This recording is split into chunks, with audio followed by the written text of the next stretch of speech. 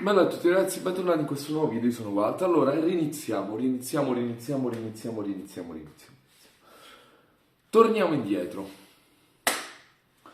Torniamo indietro fino a una settimana fa, quando la gente iniziava a parlare di scudetto dopo 2 settimane, quando la gente diceva mercato da 8, quando la gente parlava di scudetto qua, scudetto là, già iniziava, oddio, qua l'acquisti, eccetera, ok. Farò un video prossimamente sul mercato del Napoli, su quello che penso, su quello che sono le mie previsioni e quelle che sono le previsioni anche su tutto il campionato di Serie A. Però ora stiamo qua a parlare di questa partita. Partita terminata 1-1 contro il Lecce in casa. Quando tu tra una settimana hai la Lazio. Oggi non era un dubbio portare 3 punti a casa. Oggi doveva essere un dovere portare 3 punti a casa. Analizziamo un pochino la partita, quelle che sono le colpe, perché voglio cercare di restare calmo. Spallettone mio, mocca mamma, ma che formazione hai messo? Che formazione hai messo? In difesa il 50% della difesa cambiato. Centrocampo, il 50% del centrocampo cambiato.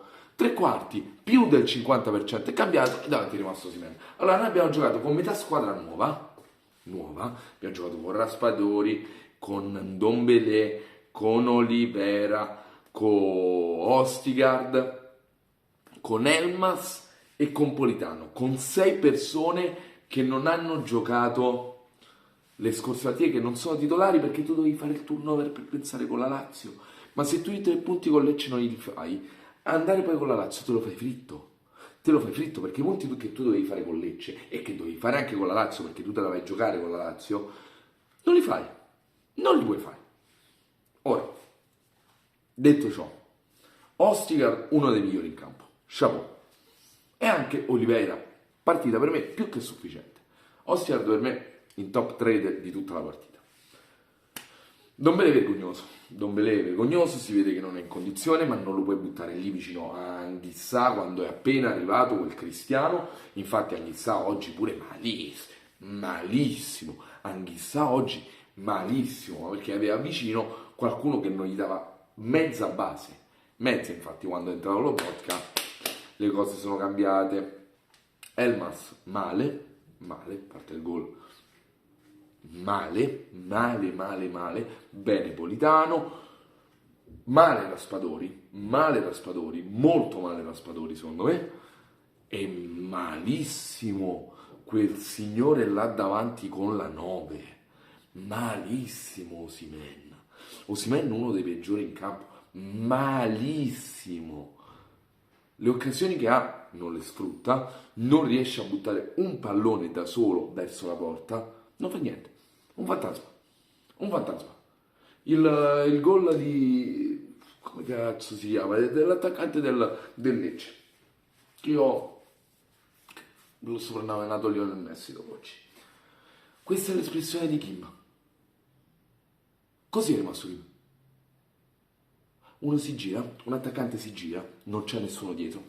Tu, invece che bloccare il tiro, invece che stai addosso appena si gira, non farlo girare, Kim se lo guardava così. Poi quello prende, da fermo, boom, sotto l'incrocio. Incredibile. Solo contro di noi poteva succedere una cosa del genere. Incredibile, non farà mai più un gol così in tutta la sua vita. Un gol così non lo rifarà mai più.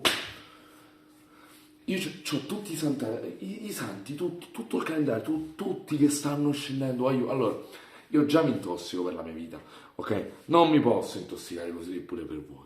Fate il compitino, arrivate in Champions, che sarebbe già un miracolo dopo il mercato che è stato fatto per me, ma almeno ragazzi contro le neopromosse, che cazzo i 3 punti fatemeli vedere. Con la Fiorentina sono stato zitto, ho detto ci può stare inizio campionato, con le neopromosse, Dio... Dai, con le neopromosse. E che cazzo. Osimhen, bello ruflato, ma ti vuoi svegliare?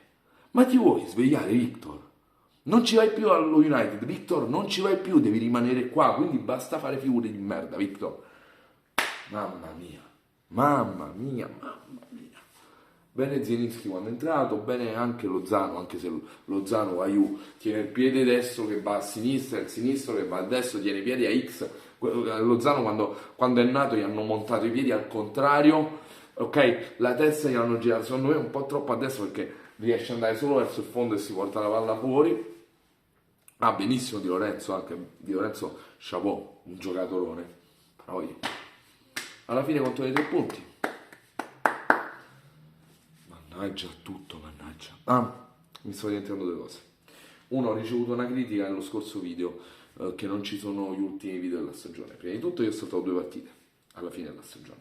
Perché non l'ho viste? E non mi va di commentare cose che non ho visto. In secondo luogo, come molti di voi sapranno, quelli che mi seguono, quelli che non mi seguono parlano e basta, io ho dovuto togliere tutti i video dal canale e li ho dovuti rimettere piano piano. Io ho perso una cosa come 40 video totali del mio canale, tra cui 3 erano quelli della fine della scorsa stagione. Io ci metto la faccia sia quando le cose vanno bene sia quando le cose vanno male. Se le partite non le riesco a vedere a fine stagione quando non conto più niente, non faccio il video, non vi porto il contenuto perché non ha senso portarvi il contenuto su qualcosa che non ho visto come molti altri fanno. La motivazione è questa, se non mi seguite non parlate. E ultima cosa, il rigore che è stato dato a Lecce, che poi l'ha parato Meret, grande Alex, chapeau. Ma che rigore è? Allora, abbiamo il VAR, la VAR come volete voi. Che rigore è? Che non lo tocca, non lo tocca, non lo tocca, ok? Non lo ha toccato. Che rigore è?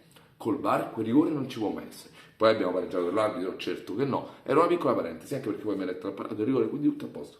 Era una piccola parentesi. Bella.